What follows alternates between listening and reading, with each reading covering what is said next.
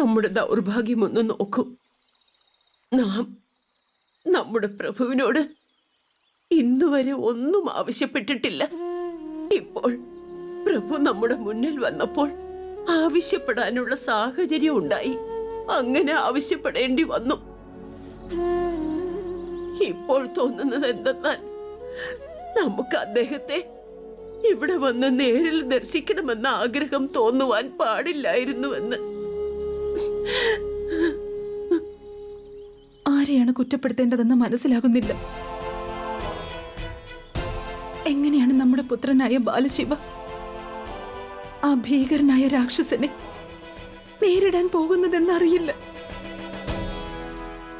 മാതേ, അവിടുന്ന് വിഷമിക്കാതിരിക്കൂ. നാം പോകുന്നതാണ് പ്രഭുവിന്റെ അടുക്കൽ. ദേവി, പ്രഭു ഏത് ദിശയിലേക്കാണ് പോയത്? ദക്ഷിണ ദിശയിലെ പർവ്വതത്തിലുള്ള ഗുഹയിലേക്ക്. അങ്ങനെയാണ് ആ രാക്ഷസൻ പറഞ്ഞത്. മാതേ, അവിടുന്ന് കാത്തിരുന്നാലും നാം പ്രഭുവിനെയും കൂട്ടി വേഗം തിരികെ എത്തുന്നതാണ്.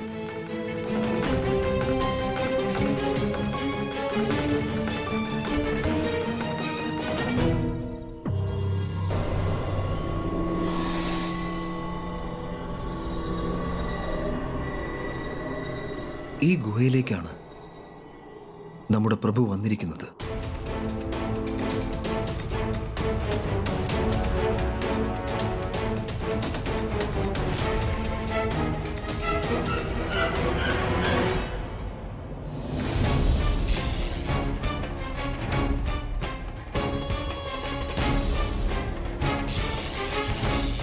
ഇതെന്താണ്? തൃശൂലത്തിന്റെ വേഗത എന്തുകൊണ്ടാണ് കുറഞ്ഞത്? തൃശൂലമേ, നിന്റെ ഈ വ്യർത്ഥമായ പ്രയത്നം മതിയാക്കൂ. നാം ഈ ഗുഹയിൽ ഉണ്ടായിരിക്കുന്ന ഇടത്തോളം നമ്മെ ആർക്കും വധിക്കാനാവില്ല. ആർക്കുമാവില്ല. അസ്ത്രത്തിനോ ശസ്ത്രത്തിനോ ജലത്തിനോ അഗ്നിക്കോ വായുവിനോ ഭൂമിക്കോ ആർക്കുമാകില്ല. ആർക്കുമാകില്ല.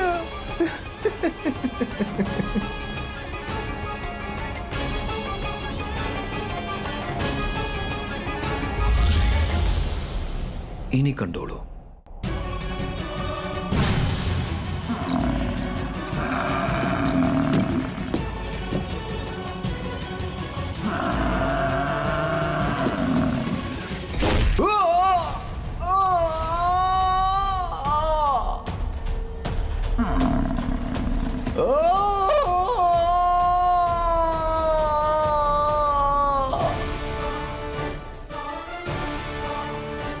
അത്ഭുതം മിത്രമേ. മിത്രത്തെ സഹായിക്കുന്നതിനായി മിത്രവും എത്തിയല്ലോ.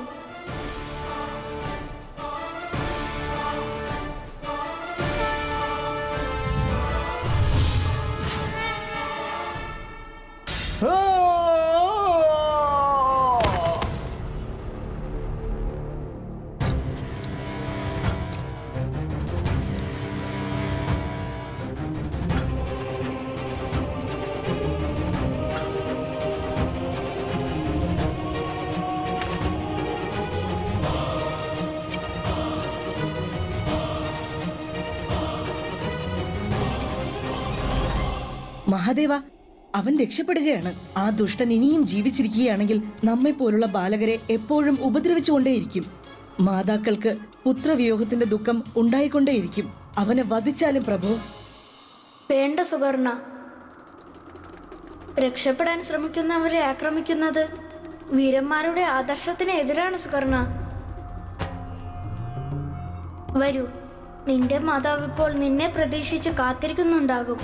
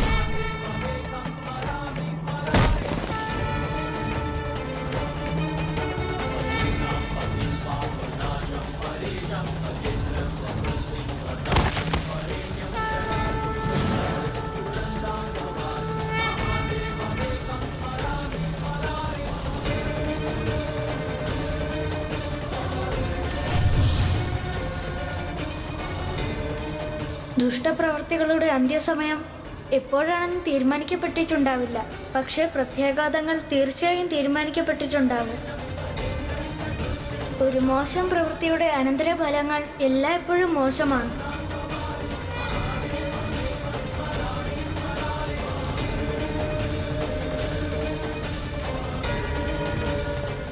നമ്മുടെ പൗത്രനെ പ്രഭു എപ്പോഴാണ് തിരികെ കൊണ്ടുവരുന്നത്? അവിടത്തേക്ക് അവിടുത്തെ പൗത്രനെ കുറിച്ച് ആശങ്ക ഉള്ളതുപോലെ നാമും നമ്മുടെ പുത്രനെ ഓർത്ത് ആശങ്കയിലാണുള്ളത് ദേവി. അവിടുന്ന് ത്രിദേവന്മാരുടെ മാതാവാണ് സതി അനസൂയ. അവിടുന്ന് നമ്മെപ്പോലെ ഒരു സാധാരണ മനുഷ്യ സ്ത്രീ അല്ലല്ലോ. അവിടുന്ന് വിഷമിക്കാതിരിക്കൂ. ദേവി, പ്രപഞ്ചത്തിലെ എല്ലാ ജീവജാലങ്ങളിലും മാതാവിന്റെ രൂപം, സ്വരൂപം, പിന്നെ സ്വഭാവം എപ്പോഴും ഒന്നായിരിക്കും. എല്ലാവരിലും ഒരേ വികാരമാണുള്ളത്, മാതൃസ്നേഹം.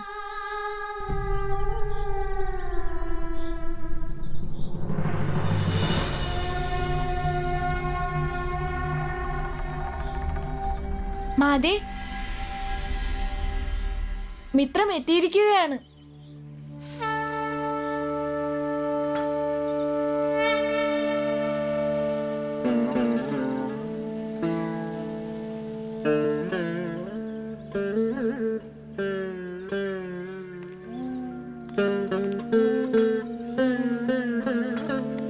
നമ്മുടെ പൗത്ര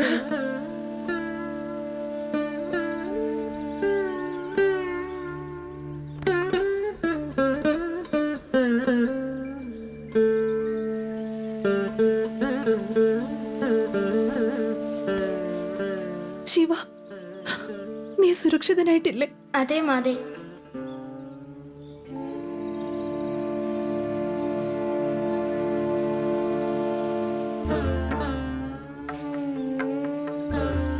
കൊണ്ടുവയ്ക്കോളൂ.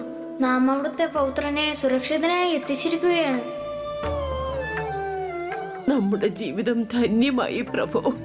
അവിടുന്ന് നമ്മുടെ ഭക്തിയെ സ്വീകരിച്ചിരിക്കുന്നു.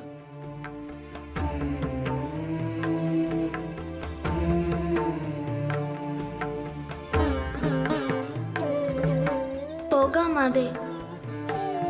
പ്രഭു, ഈ വൃദ്ധയായ ഭക്തയുടെ ഒരാഗ്രഹം കൂടി സാധിച്ചു തന്നാലും പിന്നെ നാം ആജീവനാന്തം അങ്ങയോട് മറ്റൊന്നും ആവശ്യപ്പെടില്ല. പറഞ്ഞാലും അവിടത്തേക്ക് എന്താണ് വേണ്ടത്? നാം ഒരു തവണ നമ്മുടെ ആരാധ്യനായ ദേവന് ആരതി എടുക്കാൻ ആഗ്രഹിക്കുന്നു. കേവലം ഇത്ര ചെറിയ ആഗ്രഹമേ ഉള്ളൂ? നമുക്കിത് ഏറ്റവും വലിയ മഹത്തരമായ ആഗ്രഹമാണ്. ഏത് പ്രവൃത്തി ചെയ്യുമ്പോഴാണോ ആന്തരികമായ സുഖം ലഭിക്കുന്നത്, ആ പ്രവൃത്തി തീർച്ചയായും ചെയ്യേണ്ടതാണ്. ശരിയല്ലേ മാതേ?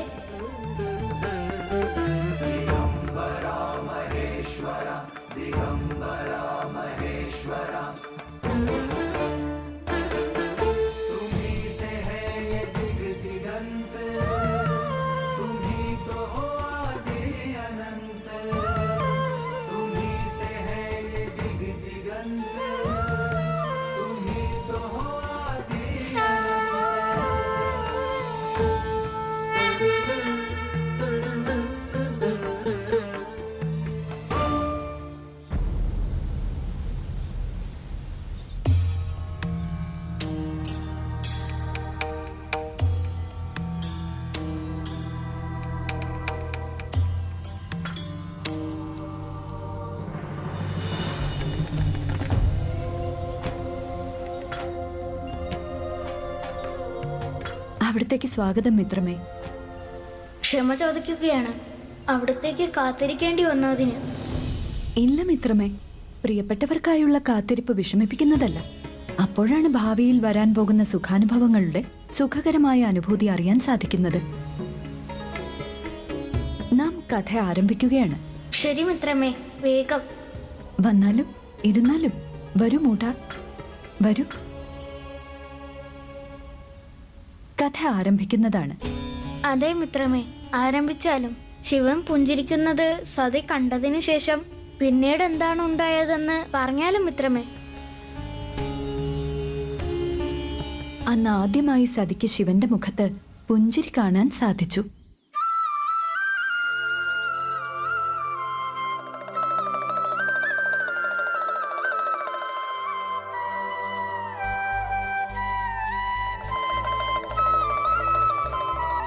അവൾക്കതിൽ ഒരുപാട് വേദന തോന്നി. സതിയോട് ശിവൻ അന്ന് അങ്ങനെ പെരുമാറിയതിനുള്ള കാരണം എന്താണ് മിത്രമേ? ത്രികാലദർശിയുടെ ആന്തരികമായ പ്രണയം സതിക്ക് കാണാൻ സാധിക്കുന്നുണ്ടായിരുന്നില്ല. കാരണം ആന്തരിക പ്രേമത്തെ പ്രദർശിപ്പിക്കേണ്ടതിന്റെ ആവശ്യം വരുന്നില്ല. സതിക്ക് ഇതിന്റെ യഥാർത്ഥ അർത്ഥം മനസ്സിലാക്കാൻ സാധിക്കുന്നുണ്ടായിരുന്നില്ല. ശിവനിൽ നിന്നും സ്നേഹത്തിന്റെ യാതൊരു അടയാളവും കാണാനാവാത്തതിൽ അവൾ മാനസികമായ വേദനയിൽ അകപ്പെട്ടിരുന്നു. അങ്ങനെ അവിടെ നിന്നും ചിന്തകളിൽ മുഴുകി അവൾ കൊട്ടാരത്തിലേക്ക് പോയി. അവിടെ പ്രധാന കവാടത്തിൽ ക്രോധത്തിൽ വിറച്ചുകൊണ്ട് പ്രജാപതി ദക്ഷൻ അവളെ കാത്തു നിൽക്കുകയായിരുന്നു. സതി, നീ എവിടെ പോയതാണ്? മഹർഷി ദധീജിയുടെ ആശ്രമത്തിൽ. എന്തിനാണ് പോയത്? നമ്മുടെ പ്രിയപ്പെട്ട ശിവനെ കാണുന്നതിനായി.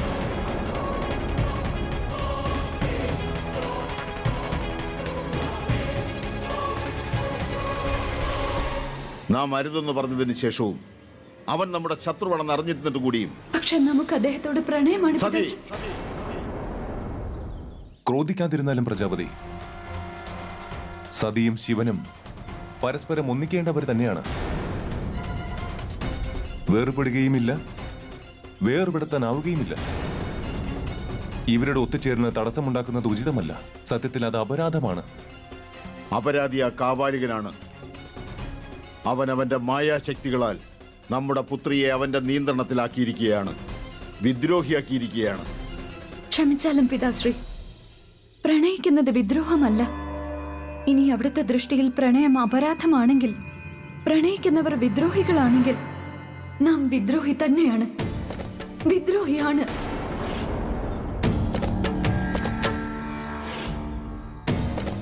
എന്താ ആ നികൃഷ്ടനായ അഘോരി നിന്നെ പ്രണയിക്കുന്നുണ്ടോ? നീ അവനെ പ്രണയിക്കുന്നത് പോലെ തന്നെ? നമുക്കത് വ്യക്തമായി അറിയില്ല. പക്ഷെ നാം അദ്ദേഹത്തെ പ്രണയിക്കുന്നുണ്ട്, അത് നമുക്ക് വ്യക്തമായി അറിയാം പിതാശ്രീ.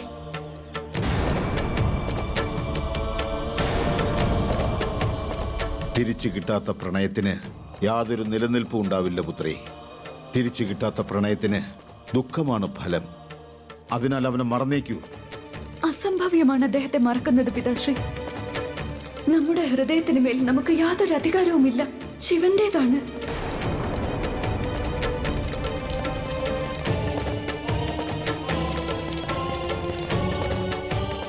നമ്മുടെ ഹൃദയം അദ്ദേഹത്തിന് നൽകി കഴിഞ്ഞു. നാം നിന്റെ ആ ഹൃദയത്തെ സ്പന്ദനമില്ലാതാക്കി തീർക്കുന്നതാണ്. കാരണം പ്രജാപതി ദക്ഷന് വിദ്രോഹവും ഇഷ്ടമല്ല, വിദ്രോഹികളെയും ഇഷ്ടമല്ല. സതി ഒട്ടും ഭയപ്പെടാതെ തന്റെ പിതാവിനോട് സത്യം പറയുകയാണ് ചെയ്തത്. പിന്നെ എന്തുണ്ടായി മിത്രമേ? കണിശനും ശിവവിരോധിയുമായിരുന്ന പ്രജാപതി ദക്ഷന് സതിയുടെ സത്യം സ്വീകാര്യമായിരുന്നില്ല. അപ്പോൾ സതിക്ക് ആ സത്യത്തിനായി വലിയ വില കൊടുക്കേണ്ടി വരുമായിരിക്കുമല്ലോ. അതെ, വേണ്ടി വന്നു. പ്രജാപതി ദക്ഷൻ സതി കാരാഗ്രഹത്തിൽ കഴിയണമെന്ന് ശിക്ഷ വിധിച്ചു. സൈനികരെ, ഈ വിദ്രോഹിയെ കൊണ്ടുപോകൂ, കാരാഗ്രഹത്തിൽ അടയ്ക്കൂ.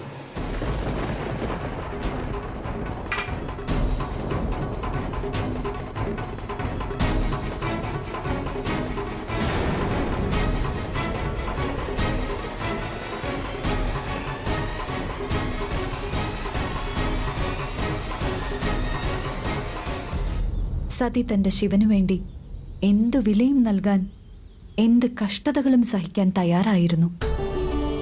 അപ്പോഴും ശിവൻ നിസ്സംഗതയിൽ തന്നെ ആയിരുന്നു. സതിയുടെ ദുഃഖത്തിൽ അദ്ദേഹത്തിന് ദുഃഖം തോന്നിയില്ലേ മിത്രമേ? തോന്നി. പ്രണയത്തിൽ നിസ്സംഗത അധികകാലം തുടരാൻ സാധിക്കുന്നതല്ല. സതിയുടെ വേദന ശിവന്റെ വേദനയായിരുന്നു. സതി, നമ്മുടെ പുത്രി സതി. ക്ഷമിച്ചാലും മഹാറാണി, പ്രജാപതി ദക്ഷന്റെ ഉത്തരവാണ് രാജകുമാരിയുടെ പക്കൽ ആരും പോകാൻ പാടില്ലെന്ന്. നീ ഇതെന്താണ് ചെയ്തത് പുത്രി? മടങ്ങിപ്പോയാലും മാതേ. എന്തിനിങ്ങനെ ചെയ്തു നീ? സത്യത്തിനു വേണ്ടി നമുക്ക് ഹൃദയത്തിൽ അനുഭവപ്പെട്ടത് സമ്പൂർണമായും നമ്മുടേതായി തീർന്നത് അത് നാം എങ്ങനെ മറച്ചു വയ്ക്കും?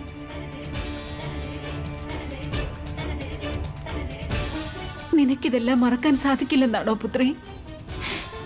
നിന്നെ കൊണ്ട് മറക്കാൻ സാധിക്കില്ലേ? നിന്റെ ഈ തീരുമാനം വരാനുള്ള വളരെ വലിയൊരു ദുരന്തത്തെ ജ്വലിപ്പിക്കാൻ പോവുകയാണ്. നാം കേവലം പ്രണയിക്കുക മാത്രമാണ് ചെയ്തത് മാതേ. പ്രണയം.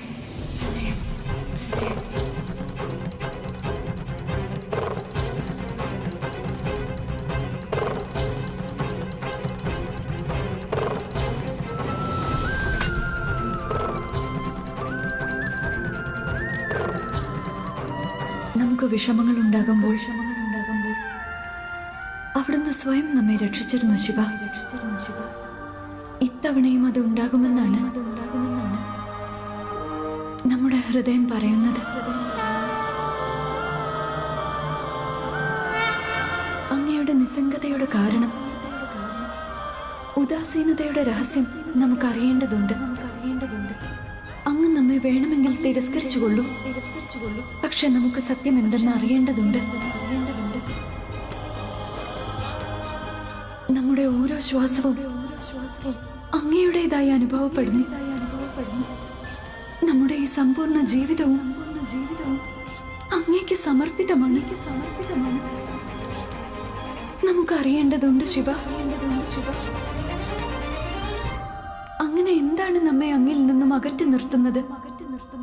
സമ്പൂർണ്ണ പ്രപഞ്ചത്തിനും ലഭ്യമായത്, പ്രാപ്തമായത്, അത് സതിക്ക് ഇത്ര കഠിനമായി മാറിയതെന്തേ? ഒരു തവണ ആ സത്യത്തെക്കുറിച്ച് സതിയെ ബോധ്യപ്പെടുത്തിയാലും നമ്മുടെ മാർഗത്തിൽ നിന്നും ഈ അന്ധകാരത്തെ ഇല്ലാതാക്കിയാലും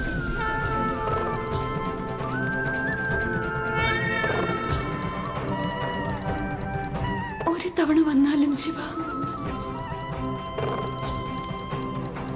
വന്നാലും അവസാനമായി ഒന്ന് വന്നാലും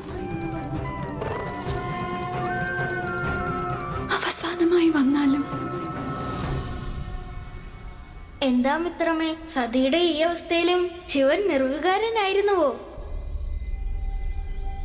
അതോ സതിയുടെ പ്രാർത്ഥന അദ്ദേഹത്തെ സ്വാധീനിച്ചോ?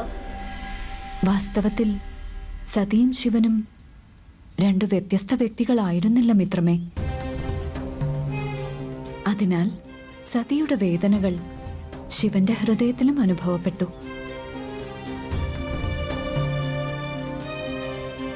സതിയുടെ പ്രാർത്ഥന അദ്ദേഹത്തെ സ്പർശിച്ചു. എന്നിട്ട് എന്തുണ്ടായി മിത്രമേ? അറിയുവാനുള്ള നമ്മുടെ കൗതുകം കൂടിയിരിക്കുകയാണ് മിത്രമേ. സതിയുടെ പ്രാർത്ഥനയിൽ ശിവൻ വന്നു. അദ്ദേഹത്തിന് വരേണ്ടി വന്നു.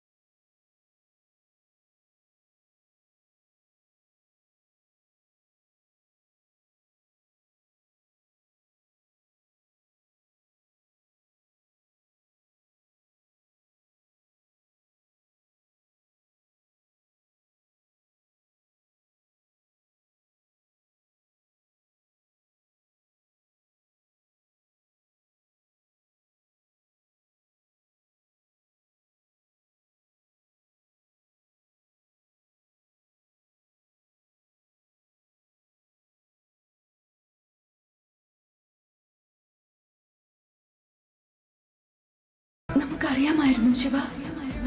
അങ്ങ് നമ്മുടെ പ്രാർത്ഥന കേൾക്കുമെന്ന് നമ്മെ പ്രതീക്ഷിച്ചിരുന്നാലും നാം വരികയാണ്.